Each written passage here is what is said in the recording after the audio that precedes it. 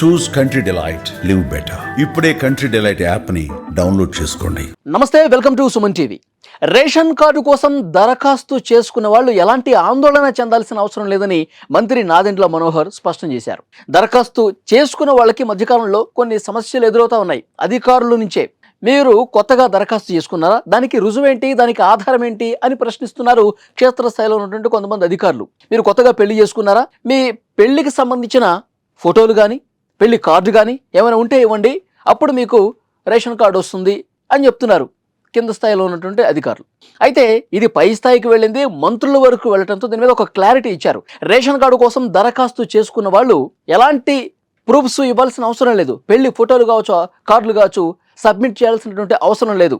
మీరు దరఖాస్తు చేసుకుంటే చాలు, 3 వారాల్లోనే 21 రోజుల్లోనే మీ రేషన్ కార్డుకి సంబంధించిన సమస్య పరిష్కారం అవుతుంది. అవసరమైతే క్షేత్రస్థాయిలో ఉన్నటువంటి అధికారులు వాళ్ళ ఇంటికి వెళ్ళి వీళ్ళు అర్హులా కాదా, వీళ్ళు నిజమైన లబ్ధిదారులా కాదా చెక్ చేసుకోవాల్సిన బాధ్యత వాళ్ళది. సో వాళ్ళే నేరుగా మీ ఇళ్లకు వస్తారు, వాళ్ళకి ఏమైనటువంటి అనుమానం ఉంటే కనుక. అంతే తప్పించి మీరు ఎలాంటి ప్రూఫ్స్ ఇవ్వాల్సిన అవసరం లేదు, ఎలాంటి ఆధారాలు సమర్పించాల్సిన అవసరం లేదు. అసలు మీరు ఆందోళన చెందకండి, రేషన్ కార్డు కోసం దరఖాస్తు చేసుకోండి చాలు, అధికారులే మొత్తం చేసి పెడతారు అని చెప్పి చాలా స్పష్టంగా పౌర సరఫరాల శాఖ మంత్రి నాదెండ్ల మనోహర్ గారు స్పష్టం చేశారు. కొత్తగా రేషన్ కార్డులు వస్తూ ఉన్నాయి. 4,24,00,000 మంది పేర్లు ఆల్రెడీ నమోదై ఉన్నాయి. వాళ్ళందరికీ అధునాతన సాంకేతికతో కూడినటువంటి రేషన్ కార్డులు ఇవ్వబోతున్నామని కూడా చాలా స్పష్టంగా చెప్పారు నాదెండ్ల మనోహర్.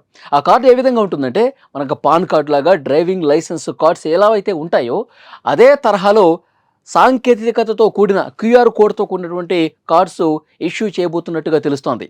మనం రేషన్ షాప్కి వెళ్ళి ఆ కార్డు ఇస్తే చాలు, వాళ్ళు ఆ QR కోడ్ని స్కాన్ చేస్తారు.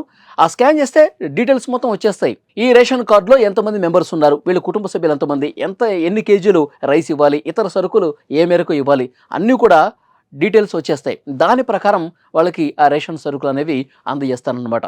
సో డెఫినెట్గా ఉన్న సాంకేతికతను జోడించి లబ్ధిదారులకు ఎవరైతే అర్హులు ఉంటారో వాళ్ళందరికీ పూర్తి స్థాయిలో న్యాయం చేస్తాం.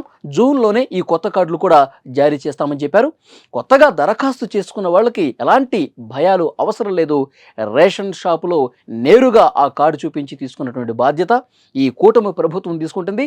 సామాన్యుల వద్దకి సాంకేతికతతో కూడినటువంటి సంక్షేమాన్ని ఈ ప్రభుత్వం అందించబోతోందని చెప్పి నాదెండ్ల మనోహర్ స్పష్టం చేశారు.